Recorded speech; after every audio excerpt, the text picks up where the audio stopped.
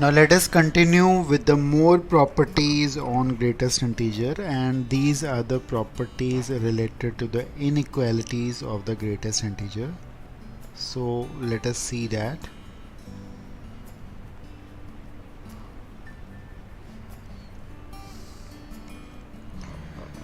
Now let's say if we have greatest integer of x is greater than or equal to an integer k.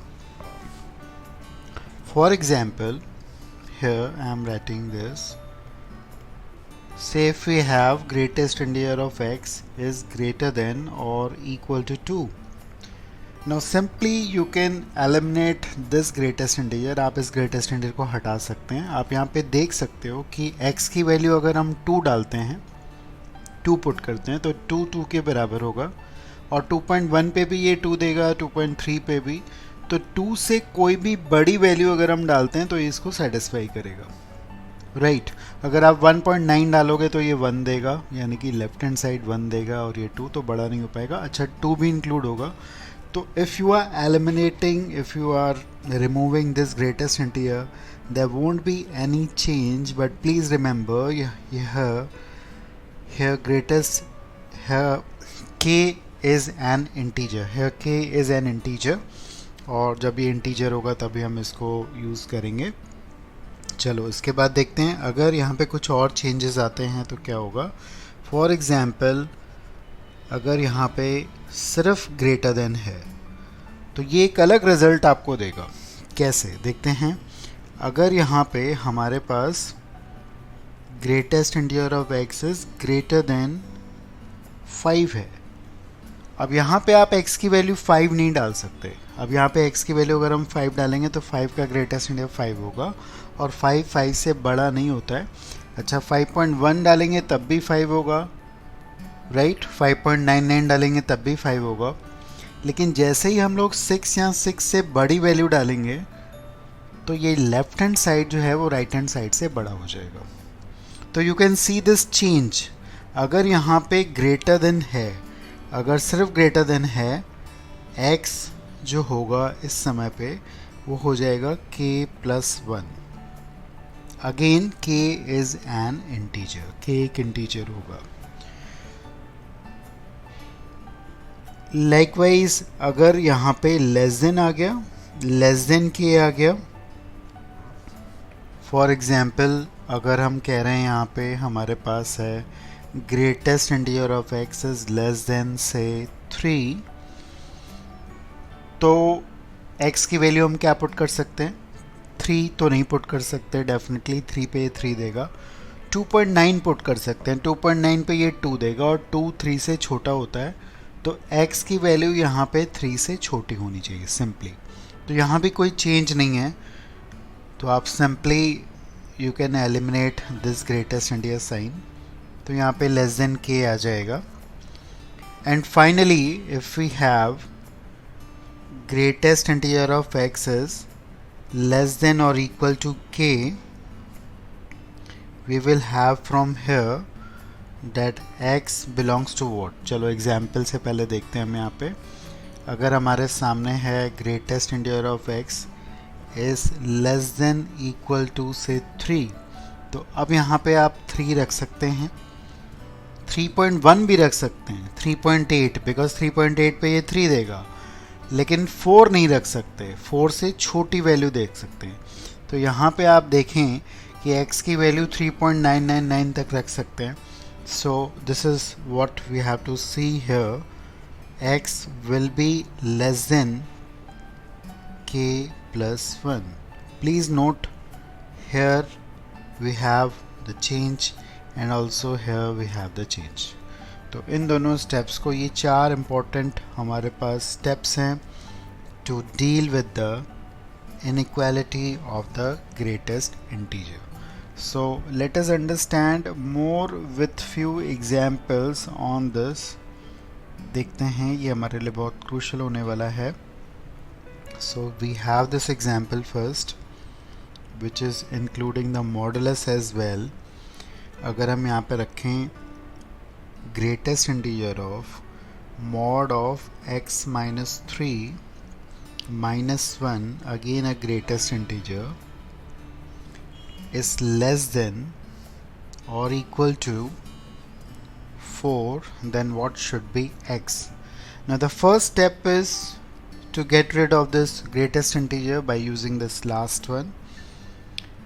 You can connect this problem with the last result. यहाँ पे greater than equal to 4 है तो definitely k plus 1 यानी कि 5 हो जाएगा. Now the next step is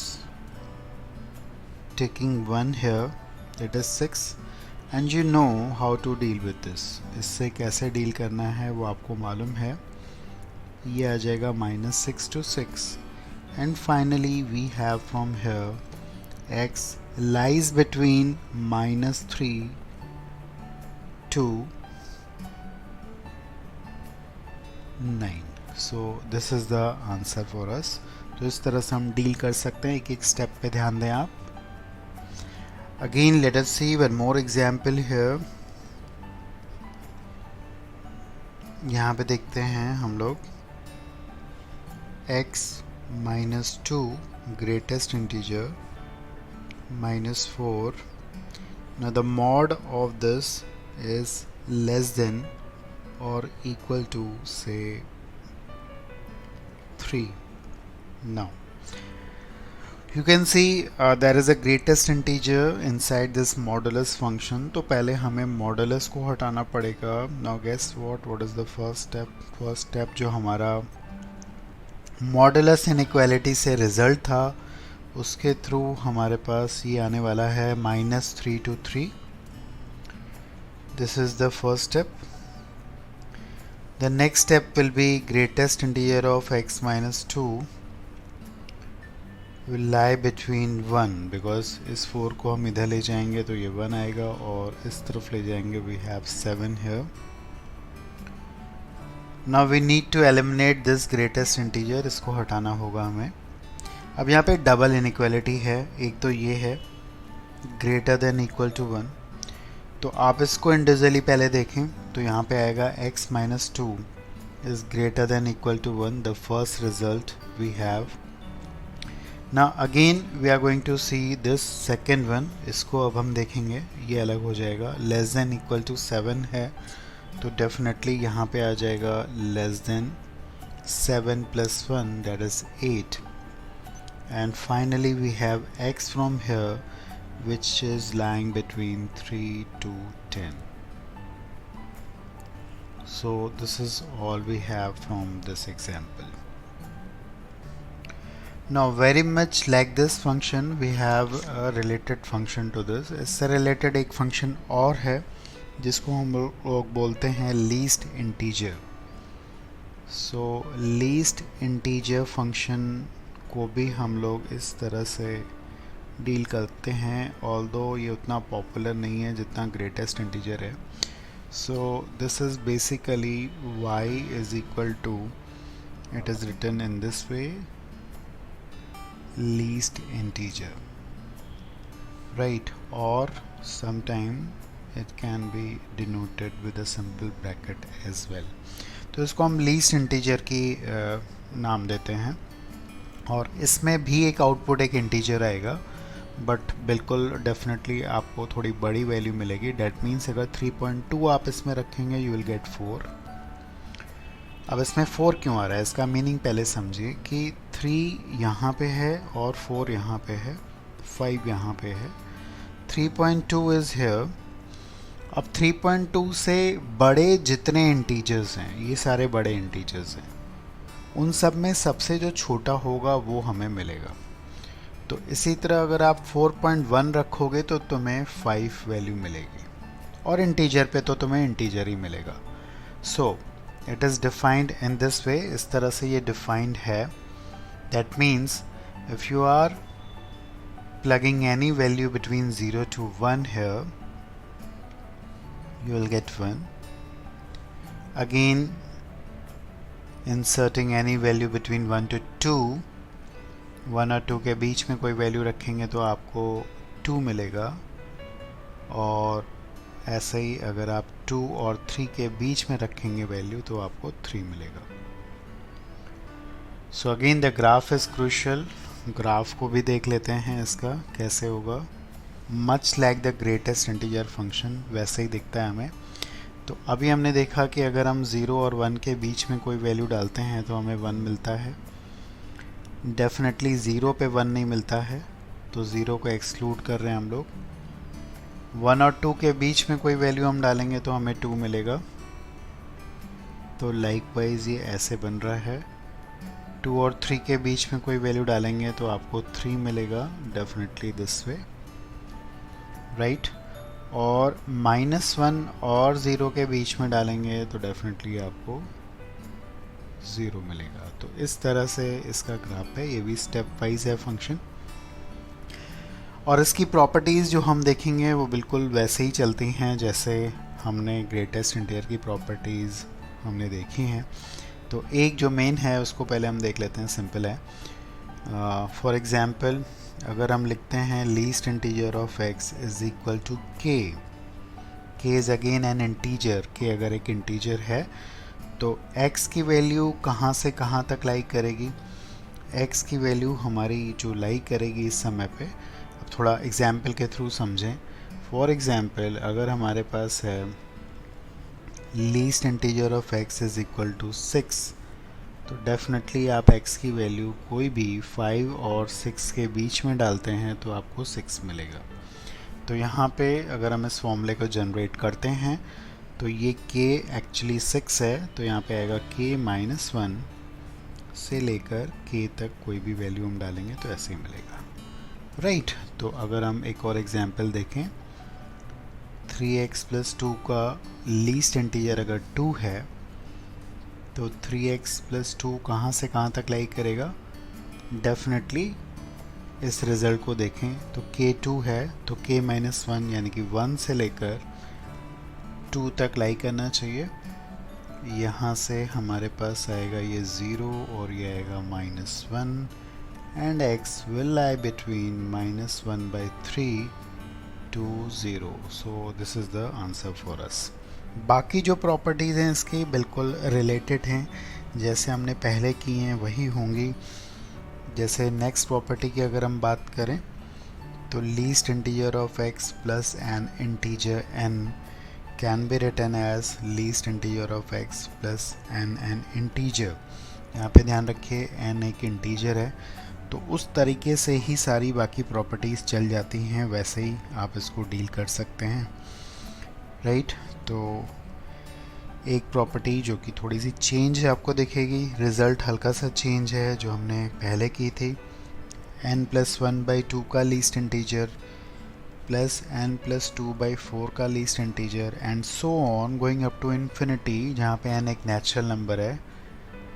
तो इसका आंसर जो हमारे पास आता है वो इस समय पे थोड़ा चेंज है, it is twice of n-1, इस तरह से ये आएगा, राइट। एंड फाइनली एक और सीरीज़ वाली जो प्रॉपर्टी हमने पढ़ी थी ग्रेटेस्ट इंटीजर में, x again x plus 1/n and it is again going lastly up to x plus n-1/n का least integer, it is the least integer of nx plus n-1 where n is a natural number, जहाँ पे n जो है वो एक natural number है। तो least integer का इतना आइडिया है और बिल्कुल वर्किंग वैसे ही है जैसे हमने ग्रेटेस्ट इंटीजर की पढ़ी हुई है। तो there isn't any much change in this, बहुत ज़्यादा इसमें चेंजेस नहीं होंगे। Okay, now it is the turn of fractional part. Fractional part function को हम किस तरह से डील करते हैं। फ्रैक्शनल पार्ट का सिंबल जो है सबसे पहले कर्ली ब्रैकेट होता है, इस तरह से हम लोग फ्रैक्शनल पार्ट को डील करते हैं, देखते हैं, लेट अस सी। तो यहाँ पे जैसे कि नाम है फ्रैक्शनल पार्ट, हमारे पास जो आउटपुट आता है वो एक फ्रैक्शन में आता है। 2.4 का फ्रैक्शनल पार्ट जो होता है वो 0.4 होता है। 1.6 का फ्रैक्शनल पार्ट होता है 0.6। -2.3 का फ्रैक्शनल पार्ट होता है 0.7। तो यहाँ पे थोड़ा सा कंफ्यूज हो गए होंगे आप कि अभी तक तो ठीक था, ये 0.4 है, ये 0.6 है, ये 0.7 कैसे हो गया। चलो ज़रा ध्यान से इसको देखते हैं। एक्चुअली होता क्या है कि कोई भी नंबर x जो है वो समेशन होता है ग्रेटेस्ट इंटीजर का प्लस अपने ही फ्रैक्शनल पार्ट ऑफ x का। तो अगर हम कोई नंबर लिखते हैं 2.4 तो उसका ग्रेटेस्ट इंटीजर 2 है और उसका फ्रैक्शनल पार्ट 0.4 हो जाएगा। लेकिन अगर आप कोई नेगेटिव नंबर रखते हो -2.3 तो डेफिनेटली इसका ग्रेटेस्ट इंटीजर -3 है, तो अब इसका फ्रैक्शनल पार्ट 0.3 तो नहीं होगा, डेफिनेटली क्या होगा 0.7 होगा, बिकॉज तभी इन दोनों का सम ये हो जाएगा, राइट। तो जब नेगेटिव टर्म आएगा तब उसमें हमें ध्यान रखना पड़ेगा। तो अभी देखते हैं, हम लोग ये सारा कुछ प्रॉपर्टी से डील करेंगे। तो अब पहले एक तो ये समझना होगा कि हम लोग फ्रैक्शनल पार्ट ऑफ x को क्या लिख सकते हैं। इस रिज़ल्ट से हम लोग कुछ इसको अलग लिखेंगे। हम लिखेंगे इसको it is x minus greatest integer of x। तो इस तरह से हम फ्रैक्शनल पार्ट को डिफाइंड करते हैं। नाउ लेट अस अंडरस्टैंड कि अब इसको और अच्छे से कैसे ब्रेकिंग करेंगे, किस तरह से इसको डिफाइन करेंगे, क्या होगा इसका ग्राफ, एवरीथिंग अबाउट दिस। तो अब ये बात समझ में आ रही है कि आप इसको कैसे लिखेंगे, कैसे स्टेप वाइज ब्रेक करेंगे। अगर x की वैल्यू 0 और 1 के बीच में हमारे पास कुछ भी है, कुछ भी अगर आप x की वैल्यू 0 और 1 के बीच में डालेंगे तो आपको एक फ्रैक्शन ही मिलेगा। आप 0.1 डालेंगे तो 0.1 का फ्रैक्शन 0.1 होगा, 0.2 का 0.2 होगा, तो डेफिनेटली आपको x ही मिलेगा। यहाँ इसको ऐसे समझें कि x की वैल्यू अगर 0 to 1 के बीच में डालेंगे ये तो 0 हो गया, तो बचा कौन, x बचा, राइट। तो x ही बचेगा हमारे पास। अभी हम इसको ग्राफ से और अच्छे से देख पाएंगे। ऐसे ही अगर हम x की वैल्यू डालेंगे अगर 1 और 2 के बीच में तो क्या होगा। अब अगर 1 और 2 के बीच में डालते हैं, जैसे 1.3 डालते हैं तो हमें क्या मिलेगा, 1.3 का फ्रैक्शनल पार्ट हमें मिलेगा 0.3, राइट। तो 1.3 में से 1 को हटा के जो मिलेगा वो है हमारा फ्रैक्शनल पार्ट।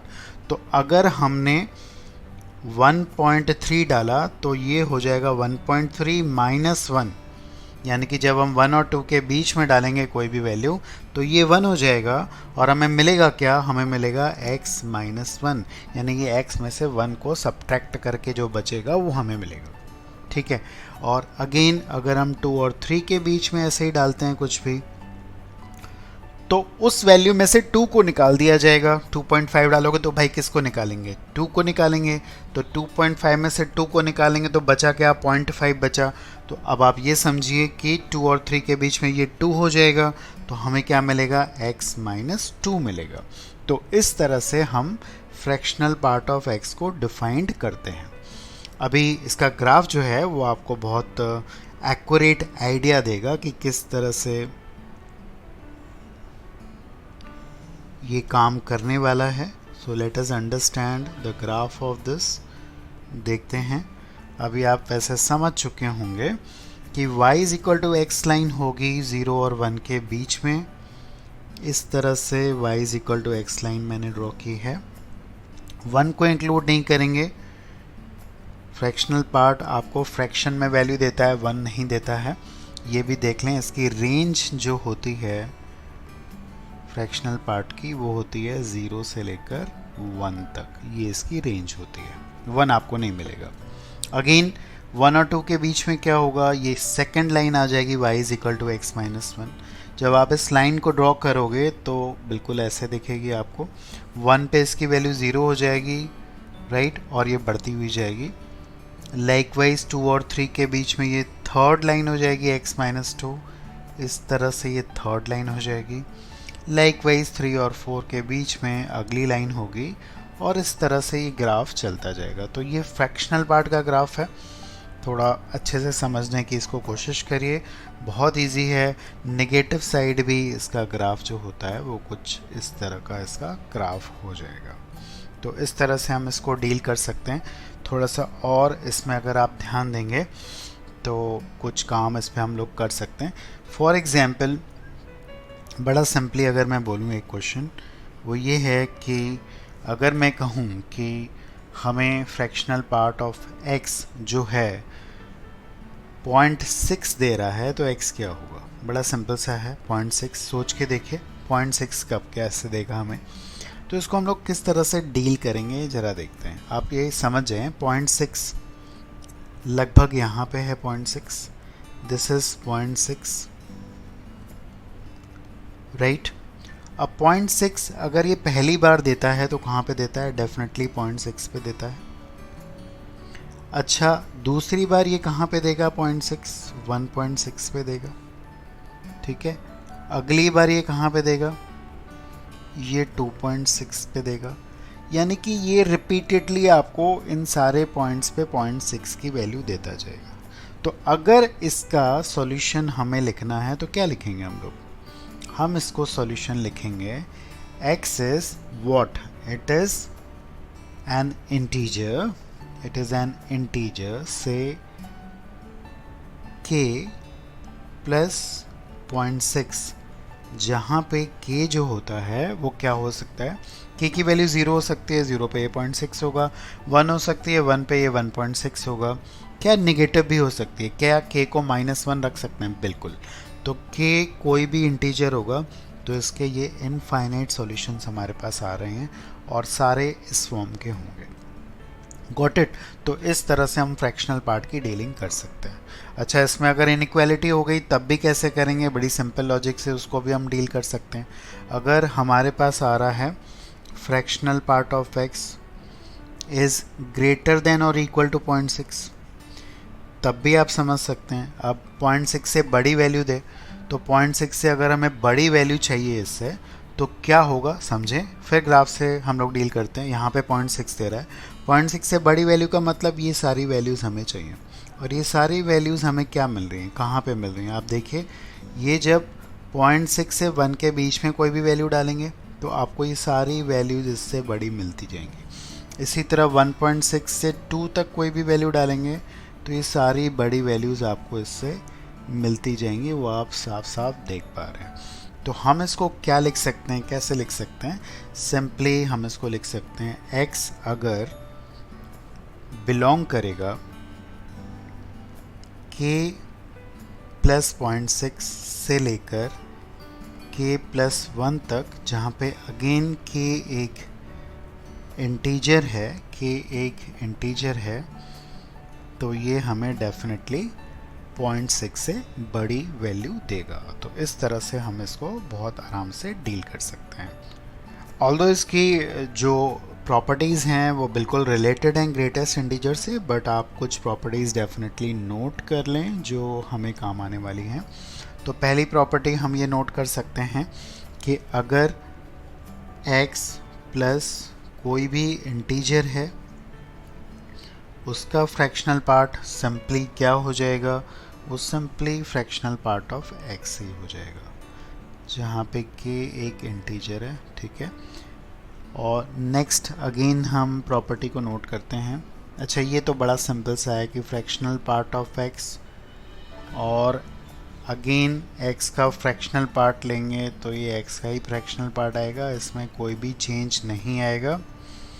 और नेक्स्ट इसी हिसाब से एक प्रॉपर्टी हम और नोट करें, वो ये है कि माइनस का फ्रैक्शनल पार्ट और x का fractional part it will give you 0 अगर x एक इंटीजर है। ध्यान दीजिए अगर आप 2.1 रखें, 2 रखें, 3 रखें, कुछ भी रखें तो ये 0 ही देगा डेफिनेटली। और अगर ये नॉन इंटीग्रल वैल्यू है, अगर आप नॉन इंटीग्रल वैल्यू रखते हैं इसके अंदर तो ये आपको क्या देगा, गेस व्हाट, ये आपको 2 फ्रैक्शंस देगा और दोनों का सम मिलके 1 हो जाता है। तो ये कुछ important crucial properties हैं which are related to the fractional part function.